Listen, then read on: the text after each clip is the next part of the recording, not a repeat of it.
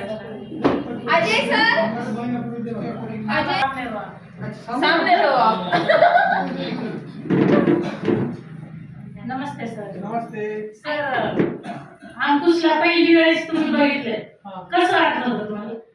पहली बार जब इनका लड़का मुझे मिला था, बाहर ही मैंने आईडी पे उसको देखा था, तो उस समय बहुत शांत लड़का, बहुत कुछ ना कुछ मतलब कुछ भी बोल लेने वाला, कोई अपन ने सवाल भी किए तो वो सवाल के ठीक से जवाब भी नहीं देता था और ऐसे विचार जास्त करायचे। लेकिन जब थेरेपी में आई ने बताया था कि कई सालों से इसने पढ़ाई वगैरह भी इसकी प्रॉपर हुई है, लेकिन उसके बाद भी कॉलेज में पता नहीं क्या हुआ जिसकी वजह से वो बहुत शांत शांत हो गया है, बाहर नहीं जा पाता, घर के कुछ काम में थोड़ा बहुत मदद वगैरह भी नहीं करते, कोई काम वगैरह भी नहीं करते।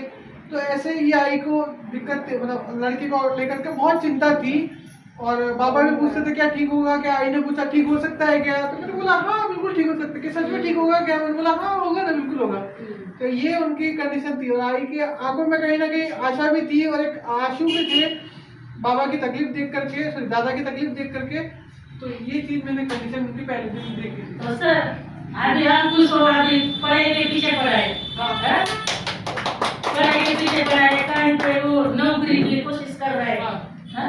तो मुझे ऐसा लगता है कि वो मेरे दो बेटे हैं, संतोष है बड़े का नाम, अंकुश तीसरे अजय सर।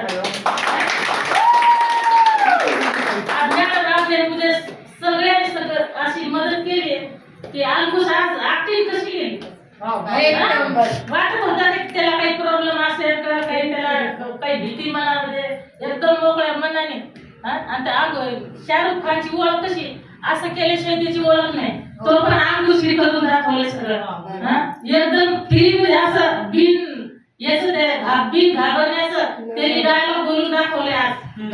आणि उठलं तरी 5:30 वाजता उठतोय, उठलं आंघोळ पाणी ते व्यायाम वगैरे करून मला जायचंय शाहरुख खान बनायचंय, सगळ्यांना घरामध्ये सांगितलं। आता मी तर अशी मोकळं झाले माझं मन की डोक्यातून माझं ते विचारच केले की अंकुशला काहीतरी प्रॉब्लेम होता।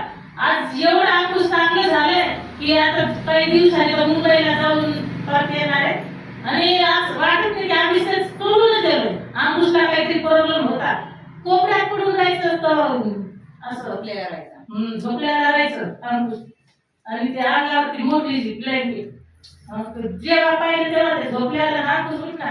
मी मागाशीच बोलणार होते पण ते जसं डायलॉग बोलत होता त्याच्याकडे पाहून पाहून माझे डोळे भरून येत होते, म्हणून मी अशी दम मारून थांबले। आज अंकुश एकदम चांगलं झाले। आज तुम्ही काय कोणत्या रूपात आले मग?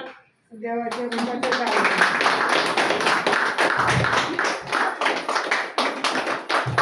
नवीन वर्षाची तुम्ही सगळ्यात जास्त डोळ्यामध्ये ते डोळे माझे आसू बंद झाले आता, पण खुशी आनंद असतात तुम्हाला, खूप सुरेश तुम्हाला देवाने तुम्हाला एवढी तरक्की देऊ, एवढी देऊ की तुम्ही रात्रंदिवस ते काम करता, तुम्हाला कधी थकवा नाही येऊन नवीन वर्षाची माझा आशीर्वाद आहे तुम्हाला।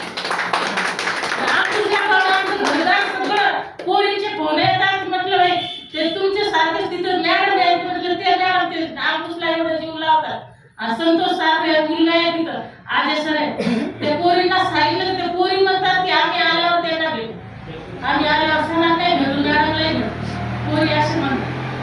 घडी घडी ते तुमच्याबद्दलच विचार मी सांगते तुमचं सगळं विषय। माझी लहान मुलीचं नाव शिकतले आशिष आहे लहानीच, पण तिथं असं मी करते आणि सर जे आहे ते माझे जावाई दिसत आहे, माझे जावाई असेच इंजिनियर आहे ते नगरपालिकेमध्ये असेच थोडेसे उंचीला जास्त असेच दिसतात।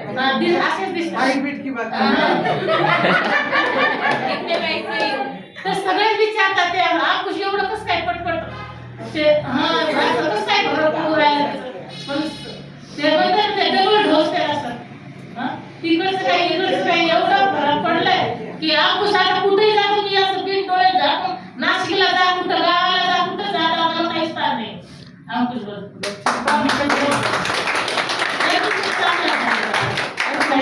चमत्कार हो गए।